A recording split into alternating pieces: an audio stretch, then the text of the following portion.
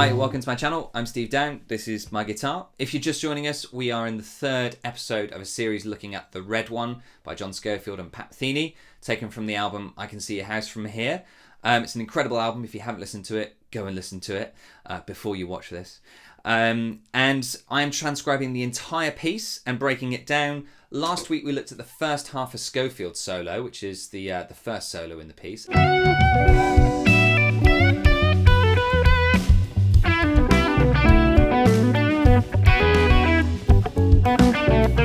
And the week before that we looked at the head. So I'd go back and watch those two if you want to get the full experience and learn this whole thing properly.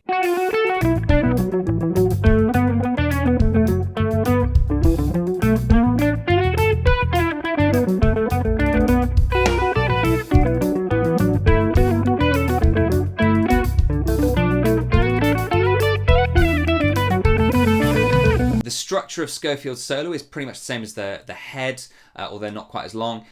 We've got an A section for 8 bars, which is mostly in B minor. There's a lot of chords that are kind of suggested by Steve Swallow and also Pat Metheny, but it's mostly in this kind of B minor kind of open area.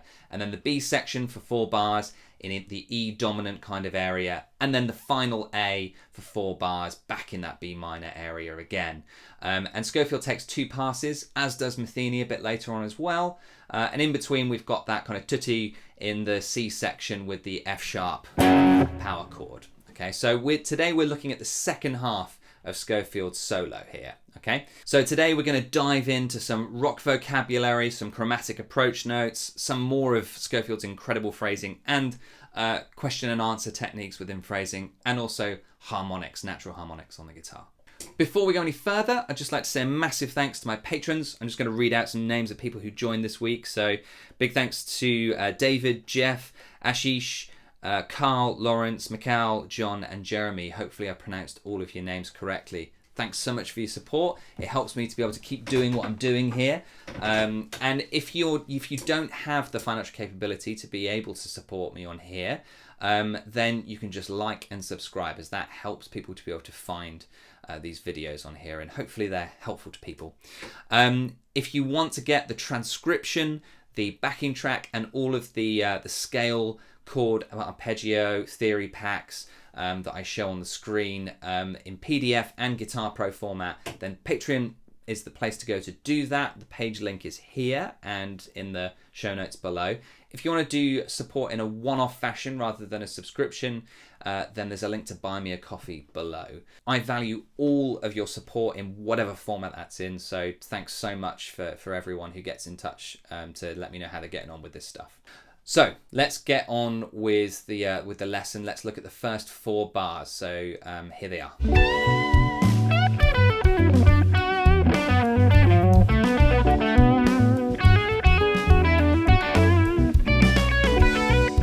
Okay, so the first 4 bars show some more of Scofield's incredible phrasing. We're still kind of phrasing in 4 bars. In the last lesson I talked about how Sco loves Jim Hall, and Jim Hall is the absolute master of phrasing. And Sco is basically here, he's kind of phrasing in 4 bars. His phrase starts on bar 1 and then ends on bar 4, and he does that throughout the solo. But in between that, that's the kind of macro level, but in between that he's got these little chunks, and they're all absolutely amazingly crafted, and we're going to unpack some of that in a minute. He's using mostly kind of pentatonic vocabulary, but we are seeing some hexatonic stuff in there as well, and Dorian and natural minor, as we saw last week. In this first opening bar, it is pentatonic, solely pentatonic. He's using the 3rd and the 4th positions of the B minor pentatonic. That's these shapes here.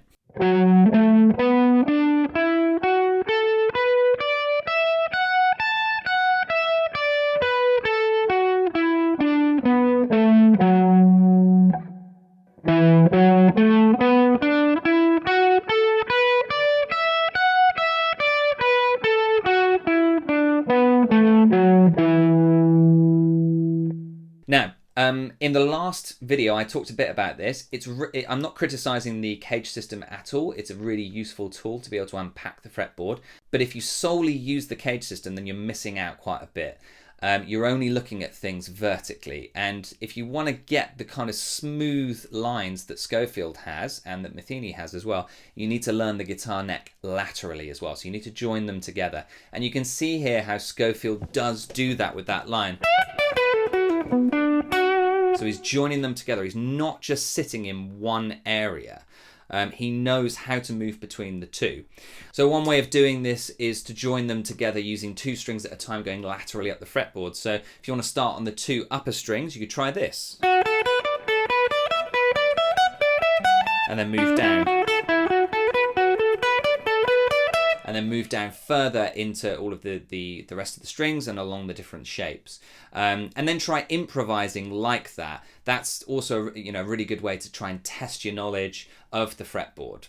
The other thing to note in this first bar, he's packing quite a bit into the first bar, is that in that second position, he's drawing out the B minor arpeggio. So B, D, F sharp. Slowed down like this.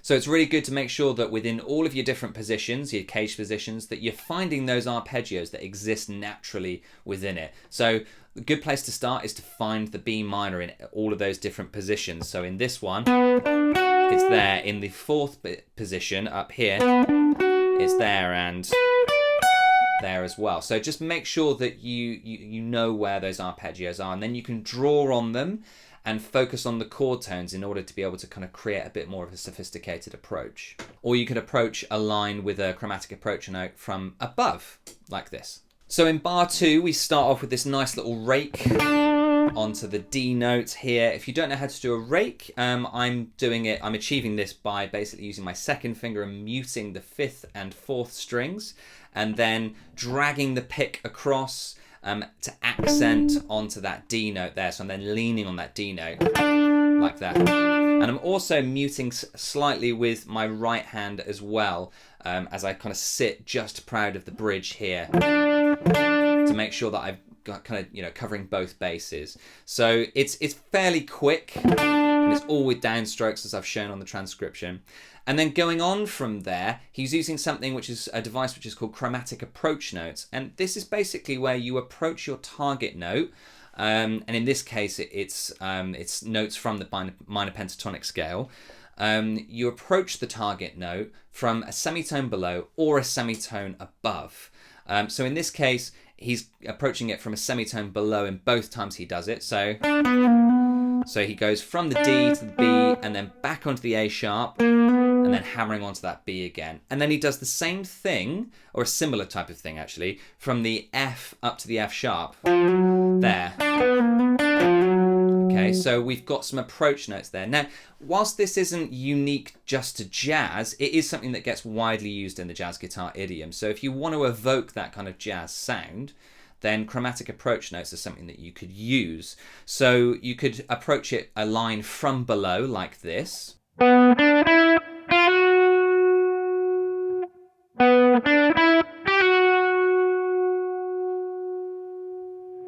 And this kind of element of tension gives you a kind of outside sound without you having to think in terms of like altered scale or Lydian dominant scale or any other kind of outside scale. It gives you that kind of element of tension without you having to think, you know, too kind of academically. Scofield kind of achieves this using articulation as well. So he achieves a nice smooth sound using articulation. And the first one, he also uses hammer-ons and pull-offs. And then the second one, he uses a slide from below into it, okay? So Scofield is using chromatic approach notes and articulation in order to kind of fuse together his blues and rock and R&B roots with the kind of pentatonic sound with the jazz guitar idiom as well, by using some of those chromatic approach notes that you would hear a lot of jazz guitarists using. So going further into the last 2 bars of this 4-bar phrase, he's now using that hexatonic scale again. So we've added in the major 6th into the pentatonic scale, and we've got what's called a hexatonic scale where you use 6 notes. So pentatonic scale, 5 notes, hexatonic, 6 notes. Okay, and so we've got all of our pentatonic notes, and then we've added a major 6 in as well, and that's this.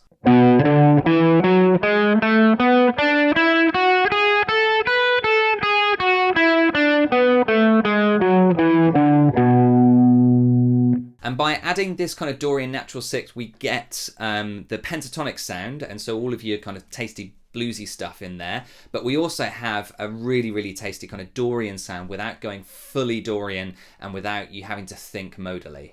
And then at the end we see Scofield using some beautiful articulation in order to create a nice smooth line, and so he goes from the minor third and slides down to the ninth, and then pull-offs back onto the tonic note as well there at the end. And then he starts off the next 4-bar phrase kind of continuing that line.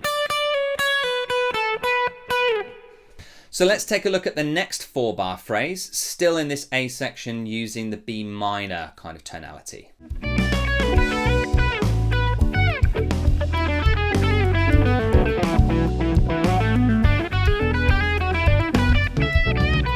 So yeah, finishing off that line. Okay, so again, he's using lots and lots of lateral motion across the neck there, using this position, and then a note from that position as well. Scofield knows his positions on here, but he knows how to join them laterally in order to make it nice and vocal and smooth. And then we're seeing that hexatonic scale again.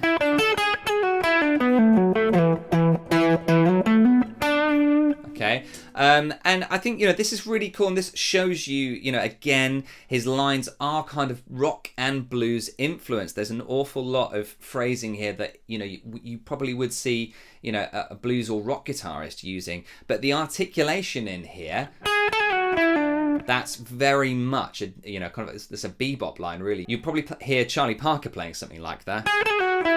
Okay, so he's using some of the rhythmic phrases of jazz guitarists and jazz instrumentalists and fusing that with his background in R&B, blues and rock. Obviously I don't want to go too deep into fusion like I've said earlier, but this is a type of fusion here, fusing that jazz idiom with some of the pentatonic blues rock vocabulary. What you could do in order to be able to get this kind of sound as well is you could try using a classic blues phrase and adding some jazz articulation techniques and chromatic approach notes to be able to make it sound a little bit more of a fusion between the two. So something like this.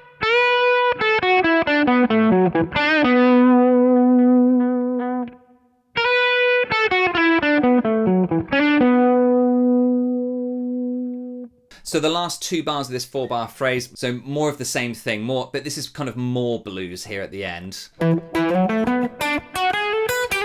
But again, look, we've got all of that, the Dorian hexatonic and the approach note. You probably wouldn't see that too much in the vocabulary of a blues or rock guitarist there. But the end of it, you definitely would with that phrase. That's definitely, it's just drawn straight out of blues guitar's rulebook there. So let's take a look at the B section, the next 4 bars where we move into the E dominant area and see what Sco does here.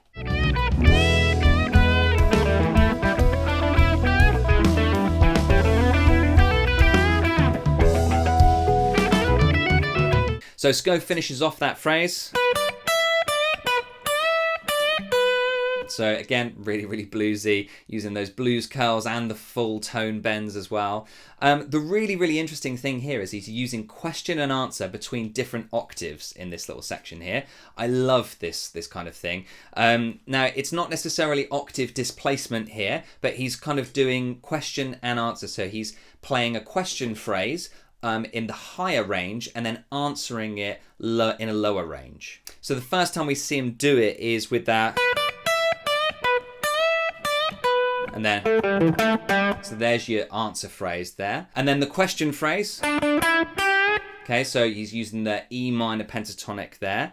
And then again answering it lower down. Okay, and then going up into another question up in the upper range. And then answers it with these cool little harmonics. Now, this is a point to talk about here, natural harmonics. So natural harmonics on the guitar. Harmonics themselves, they occur every single time you pluck a note. So if you play a note like that, there is harmonics in there. It's just most of the time you can't hear them. And what you do here is the fundamental, and that's usually called the first harmonic. The fundamental is the loudest sound that's produced.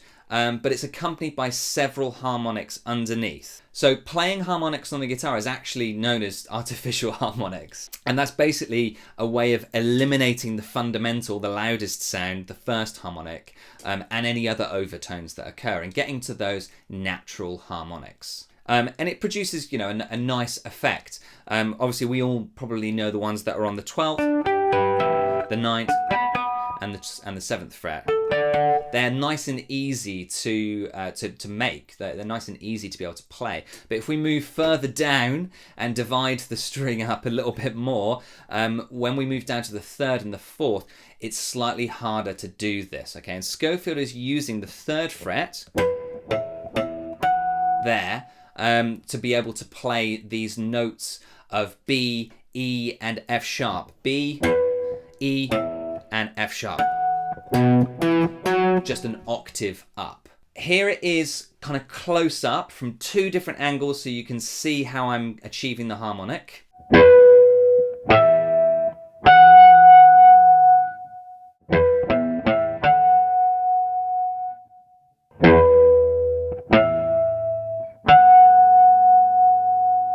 Now, the best way of getting a harmonic down here, okay, is to basically try and find, I would move from lower down until you find the note itself. Remember, you're looking for a B note, so, you know, kind of calibrate yourself beforehand by playing a B note and then try and match it. So there it is there, okay, that's the B note there. And then the same thing with the E, there, there's the note we want.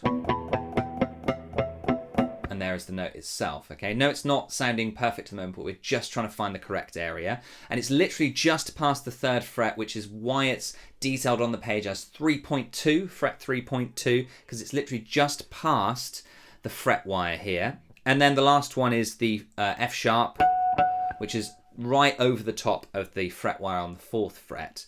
And so again, just go, reorient yourself, calibrate yourself to the F sharp, and then move from just underneath to find the perfect position for it. So there. Now I'm using 2 fingers for this. Sometimes I use my 2nd and 3rd, sometimes my 1st and 3rd on here. Use whatever's comfortable for you, but I would definitely use 2 fingers.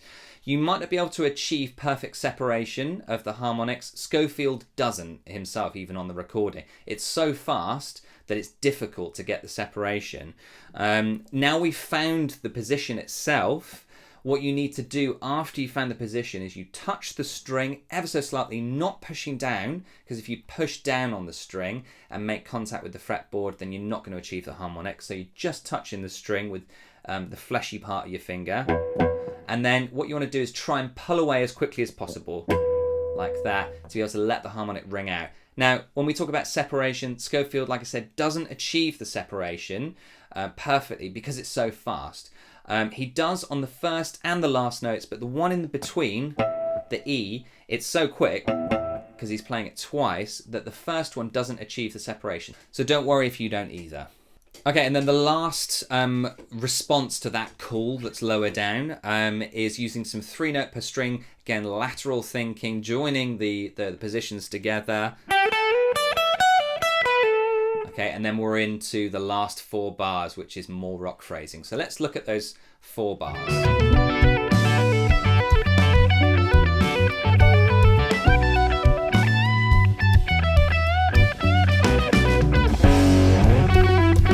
Okay, yeah, full on rock phrasing and lines here. In a blindfold test, you probably think that it was a blues or rock guitarist and not a jazz guitarist playing this, if it hadn't been for Sco's unique tone.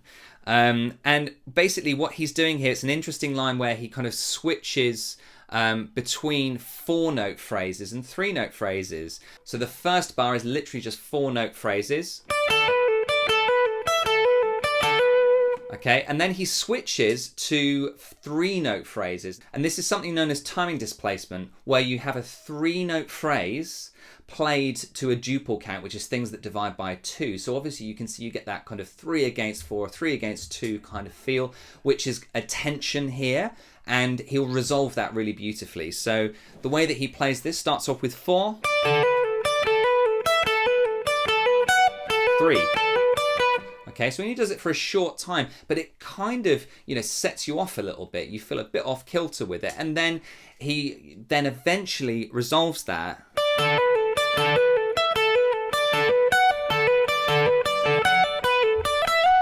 And then he resolves it, okay, back into the next bar. So this is good because if you want to create tension, then you don't have to just do it with notes or learning loads of outside scales. You can do it with rhythms as well to create a bit of tension. And then he finishes the whole thing off with some more blues rock lines and a little tension with that major third going back to the minor third. There's the major third before going into the C section. So thanks for sticking around if you watched that long. Next week we're going to take a look at Pat Metheny's solo. As always, my advice is basically to learn the solo, learn the concepts, digest them all, and then use those concepts yourself over the top of the backing track in order to be able to come up with something a bit more creative rather than just playing it as a party piece. You can get all of the examples, the full transcription and the unique backing track that I've created just for this series over on my Patreon page. The link is here. We'll be looking at Pat Metheny's solo next week in 2 parts, so tune in for that. And don't forget to like and subscribe and hit the bell if you want updates. So happy practicing. Get in touch if you've got any problems or you've got any more questions. Pop them in the comments below if you don't want to message me privately. And I'll see you next week. Bye.